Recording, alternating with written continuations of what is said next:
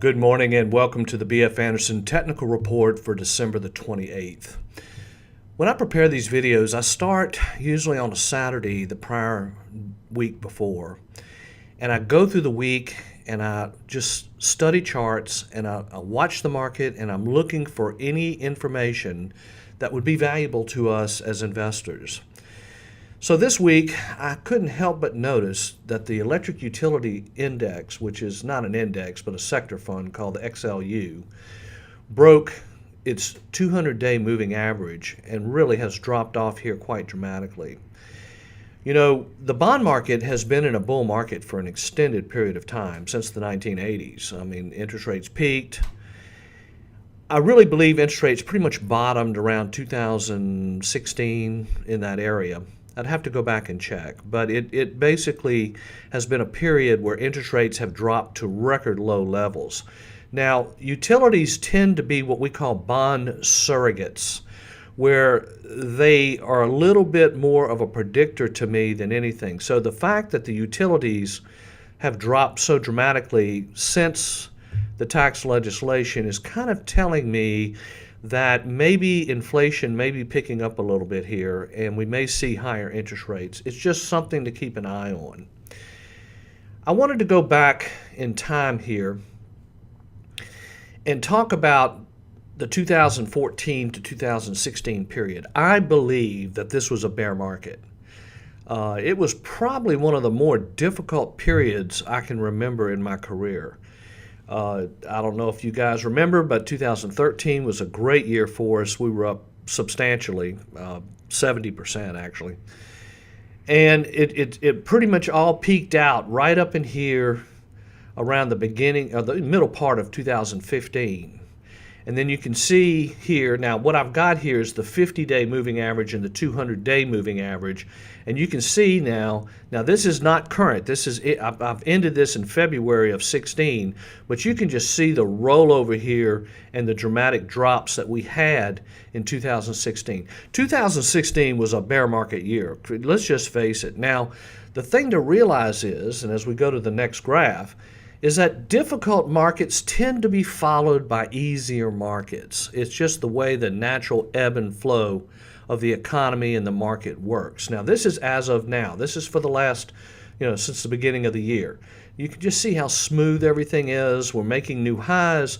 This is a bull market. I'm not seeing any rollover of any kind. I don't see the mixing of the moving averages. And this is the same 50 and 200-day moving average as the prior chart that went from 14 to 16.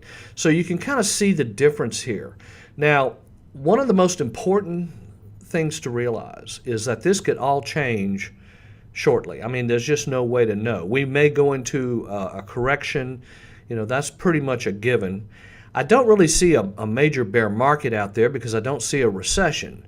But the most important thing to do as you manage your portfolio is keep your losses small.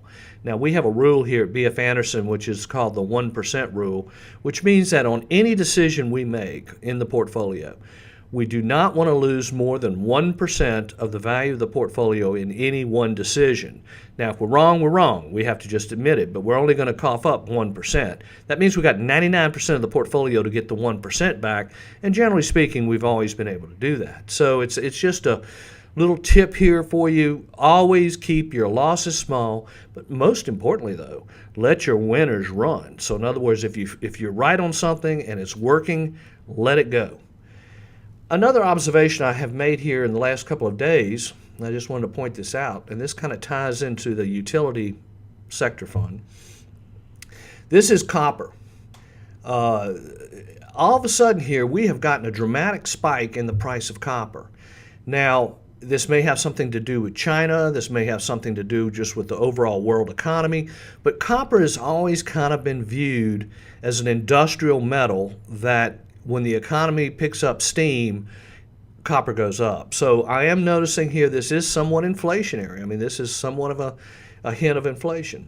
Now let's get into the top five. Again, I want you to notice the dramatic changes here. I mean, we're going from a market that's been dominated primarily by technology, and we're now starting to see, financials. We're starting to see retail.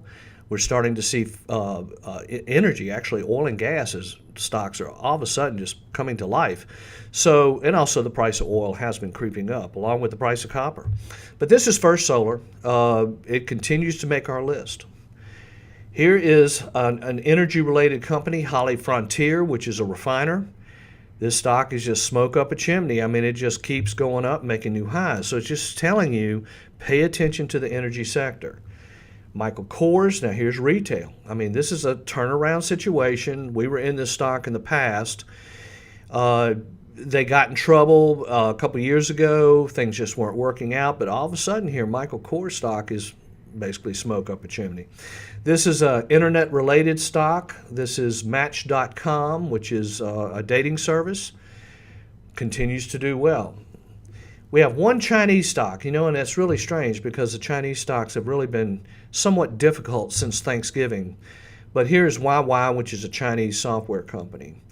But I want to wish everyone a Happy New Year. This was a good year for us. We should be very grateful. We have much to be grateful for. So everyone have a great new year. If you have any questions, please give me a call.